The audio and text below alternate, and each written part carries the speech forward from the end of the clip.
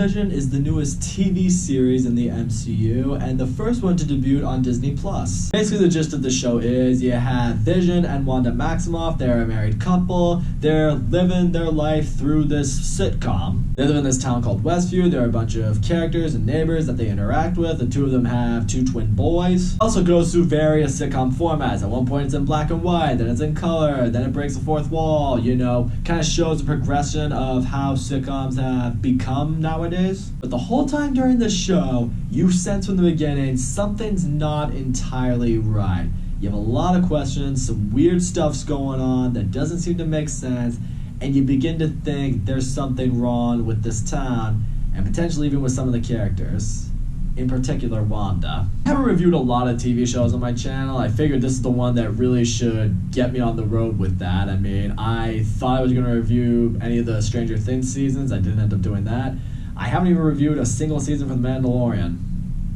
I'll probably need to take care of both those things soon. But it's time to finally get on the TV review bandwagon, and what better way to do it with WandaVision. I was very excited to watch this show. I love the characters Wanda and Vision. I was very excited to see what they would do in their own show. I wanted to see more of their romance because I really did like seeing that in the Infinity Saga. And ultimately, I would like to see how this show would lead into events that happen beyond the Infinity Saga. And this being a TV series review, the only way I can really talk about this movie is going into spoiler detail. So that is my spoiler warning. If you have not watched WandaVision yet, I strongly urge you to do so because I think this show is very good. Paul Bettany and Elizabeth Olsen absolutely crush it together. I feel their chemistry, the love and the romance they have is very strong. I completely bought into it. And the chemistry they have together is really great. They're really funny together. They're great parents together. They're trying to uncover this mystery together. Well, not really uncover the mystery because ultimately one of them knows exactly what's going on, but ultimately it's getting through the quirkiness of this reality together. The way the show starts out, I will admit, is a little bit slow because you're not entirely sure where things are going. It follows the,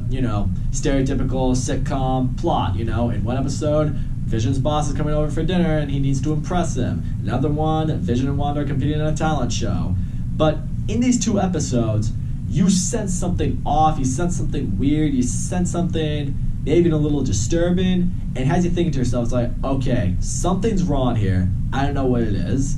It had a bit of a Get Out kind of vibe towards it, like something feels weird, something feels off, you don't entirely know what it is, but you feel like where they are right now isn't exactly a good place. It's not really until about episode 3 where we start to get a little bit more clarity, because that's around here we are introduced to Monica Rambeau, who, if you don't know, was the young girl in Captain Marvel. It's now been, what has it been, 20 years later, so now she's a grown adult. We find out she is a member of the agency known as SWORD, which is basically S.H.I.E.L.D., but deals with like the, interdimensional study of things. SWORD's doing a lot of studying on the town of Westview, why it's so different, why, dimensionally it just feels off from everything. She's part of this team that consists of Jimmy Woo from Ant-Man and even Darcy Lewis from the Thor movies. I was really glad to see her again. I was hoping she would come back. Monica Rambeau also eventually, from going in and out of this Westview dimension, from that into the real world,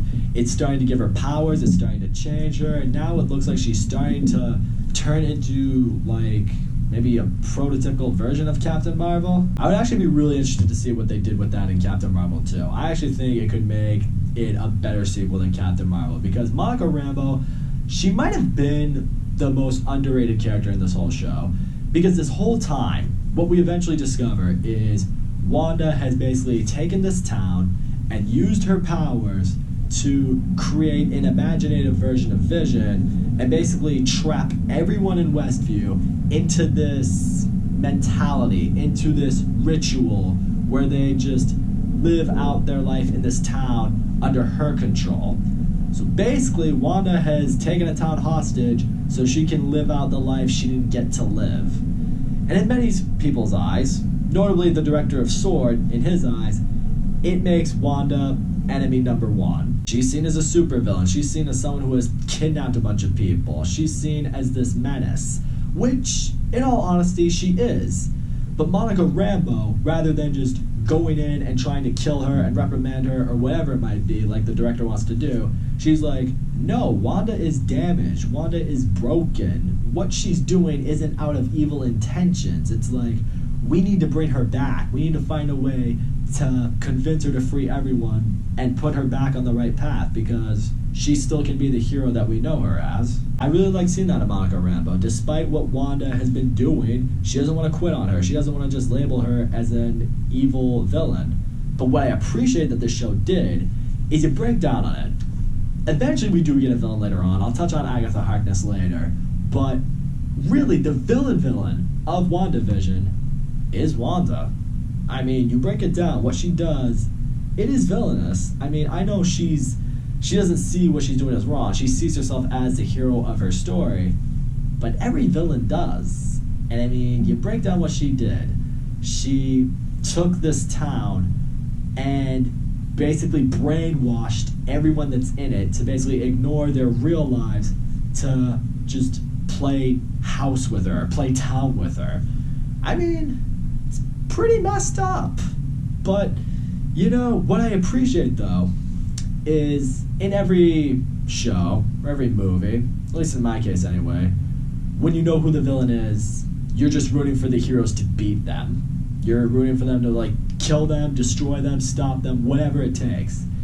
It's not very often that in a movie or show I am rooting for the villain to turn good. In fact, I've more often than not hated when the movie has done that, or a show has done that. In this case, though, it's different. We have spent a few movies with Wanda. We have been rooting for her.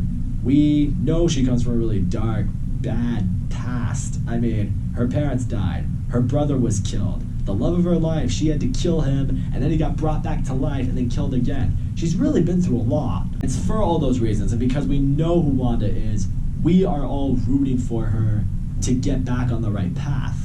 I really think that the show did that. It's not very often that I am rooting for a villain to improve themselves.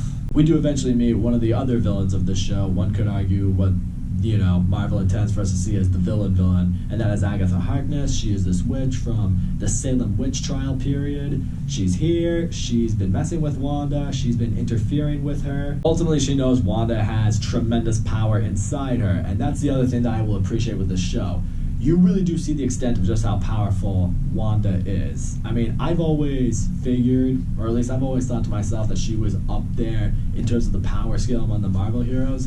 In this one, I think you could make a serious case that she is the most powerful Marvel hero. I mean, literally, she took an entire town and brainwashed it into doing her bidding. It's pretty extraordinary. Like, you break it down, because there's an episode where she expands her little field to, like, encompass more of Westview. You have to wonder, if she wanted to, could she just do that to the entire world? Because if she could do that, what argument could you make that she's not the strongest Avenger? You know? It's things you gotta think about. What I do appreciate with Agatha Harkness, though, is we do see more of Wanda's past. We discovered that her family learned to speak English by watching all these sitcoms, and that's why she's turned this down into a sitcom type of, you know, lifestyle. And that's how she learned English. We discovered that when her parents died, she always had magic in her. Like the bomb that came into her home that was going to kill her and her brother, she unwittingly put a hex on it that turned it into a dud. So she always had magic in her. I always thought that when she interacted with the Mind Stone, that's what gave her her powers. It turns out the Mind Stone is what enhanced her abilities. It's what turned her into, as Agatha Harkness refers to her as, the Scarlet Witch. I really like that she was finally called by her superhero name. I'm like, yes, finally. Getting into the finale of the show, though, I will say, I wasn't in love with it, and it's not for the reasons that some people think. I know a lot of fans out there didn't like the finale because it went against, you know, fan theories. A lot of fans were hoping that Mephisto would show up, or a lot of people were hoping for a Doctor Strange cameo to set up for the Doctor Strange sequel that Scarlet Witch is supposed to be a part of. For me, the finale just felt a little bit underwhelming, and I can't bag on it too much because, I mean, this is part of Phase 4. One could argue that it's leading to bigger things. One could argue it is, you know, set up to a degree. I'm not saying the show is purely set up. I think it really did wonders for Wanda's character, but is the show set up for other things? Of course it is. But one question that I have is, basically what's been going on is we discovered that the director of S.W.O.R.D., he had taken Vision's body and rebuilt it, brought it back to life, and he sends it into Westview to fight, the imaginative Vision, the version of Vision that Wanda created. And during the fight, they're duking it out. At one point, they have this little psychological, talk with each other. It's in this moment, the imaginative Vision restores the memory of this real Vision, this, just pure white Vision, and all of a sudden he remembers everything up to when he was destroyed. So you have to ask yourself now, I'm like, is Vision alive again? Or in other words, is this the version of Vision that the Avengers were trying to get in Infinity War when they were like, oh, we can remove the Mind Stone from Vision without killing him, and in fact, if we remove the Mind Stone, we will still have the best parts of Vision. So in other words, this is the Vision we would have gotten if the plan worked in Infinity War. But it does have me wonder, it's like, okay, so Vision's alive again? I mean, what will that mean for his story with Wanda? Because at the end of the show, when, she finally restores Westview back and restores the people, she and Vision had this very emotional goodbye. So you have to wonder, it's like, okay, but in the next movie or so, are they gonna, meet again and it's gonna be okay? I don't know, I guess there's something about that goodbye at the end. I feel like it would have been a little bit more meaningful if Vision was just dead. Also, the show basically does end with kind of this big CGI fight between Agatha Harkness and the Scarlet Witch, and, I will say it was really cool seeing Scarlet Witch really have her powers in full force, completely just, use her magic to overwhelm Agatha Harkness. Her costume was absolutely sick. But I'll admit, did it feel a bit underwhelming in light of what we had been leading up to for these last 9 episodes? A little bit, yes, I can't deny that. Nevertheless, though, I'm really excited to see what that leads to in future Marvel movies, especially the Doctor Strange sequel. I really think that's going to be great. I will also bring this up. They bring in Quicksilver, or they bring back Quicksilver, rather, in, I forget which episode, I think it was maybe episode 4 or 5. They bring him back. This one, he's played by Evan Peters, who played him in X-Men Days of Future Past, and when you see that happen, you're thinking, oh, holy shit, this is part of, Marvel buying the rights from Fox for the X-Men, so now we're gonna have X-Men in the Marvel movies. This is great. We have Quicksilver again, but he's played by the X-Men Quicksilver. This is awesome. But it turns out that Quicksilver was conjured up by Agatha Harkness, again, to interfere with Scarlet Witch, and we find out, at the very end of the show, well, in the last episode, I should say, that he's just some actor named Ralph Boner who's being mind controlled by Agatha Harkness to pose as this new version of Quicksilver. So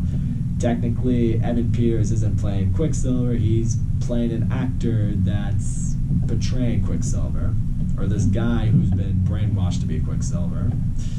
So that felt a little bit like, what they did with the Mandarin in Iron Man 3. I'm sure it definitely annoyed some fans.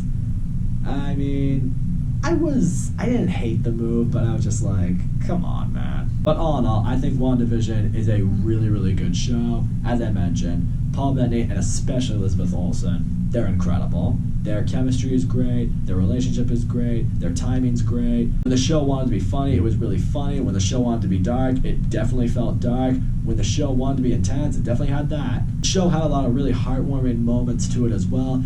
This show, one of the complaints that I think a lot of people give to Marvel movies, some of the ones in, I think around like phase 2, I would say, is sometimes they didn't really know when to be dramatic or when to be funny. This show knew when to hit every note, and I think that's saying something. I love what this show has done for Scarlet Witch's character. I can't wait to see how that progresses and the rest of the MCU. The show starts off a little slow. I'm not in love with the ending for it, but in the end, I really enjoyed WandaVision. I'm very excited to see where it leads for the rest of the Marvel Cinematic Universe, and I can't wait to see where they go from here. It's definitely got me that much more excited for Doctor Strange and the Multiverse of Madness, along with Spider-Man No Way Home, and even with Falcon and the Winter Soldier. I know it probably will have nothing to do with this show, but seeing how this show works on Disney Plus, it's giving me some faith. I'm now really excited and down to see where they all go from here. So that's all I gotta say, guys. Thank you so much for watching my video. Don't forget to leave a comment, like, subscribe, and I'll see you all next time.